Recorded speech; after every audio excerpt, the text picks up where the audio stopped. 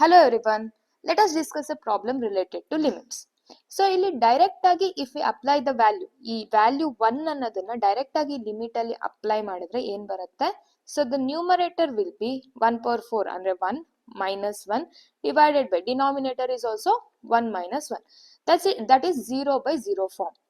So ಈ ತರ ಫಾರ್ಮ್ಗಳು ಬಂದಾಗ ಹೆಂಗ್ ಸಾಲ್ವ್ ಮಾಡೋದು? ಈ ತರ ಇದ್ದಾಗ there is a method which is called as L'Hopital's rule.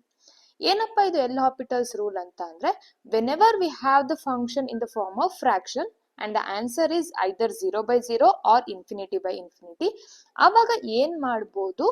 Directly differentiate the numerator and differentiate the denominator.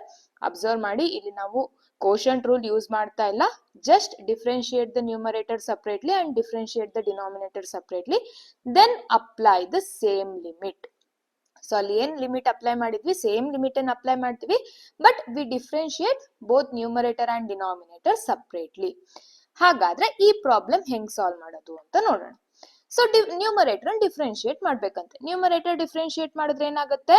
4x cube minus root x ಗೆ ಡಿಫ್ರೆನ್ಸಿಯೇಷನ್ ಏನು? 1 by 2 root x whole divided by, again root x ಗೆ differentiation 1 by 2 root x minus 1 ಗೆ differentiation 0. ಆಮೇಲೆ ಏನ್ ಮಾಡ್ಬೇಕು? Apply the same limit. Same limit ಅನ್ನ apply ಮಾಡ್ತಾ ಇದೀವಿ. ಅವಾಗ ಏನಾಗುತ್ತೆ? 4 into 1 ಕ್ಯೂಬ್ ಅಂದ್ರೆ 4 ಮೈನಸ್ 1 by 2 into 1 ಅಂದ್ರೆ 2 divided by 1 by 2.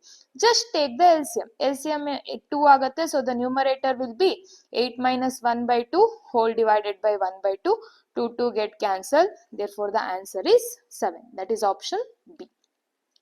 So this is every year ನಿಮಗೆ ಒಂದಾದ್ರೂ ಕ್ವೆಶನ್ ಈ L'Hopital's ರೂಲ್ ರಿಲೇಟೆಡ್ ಬಂದೇ ಬರುತ್ತೆ.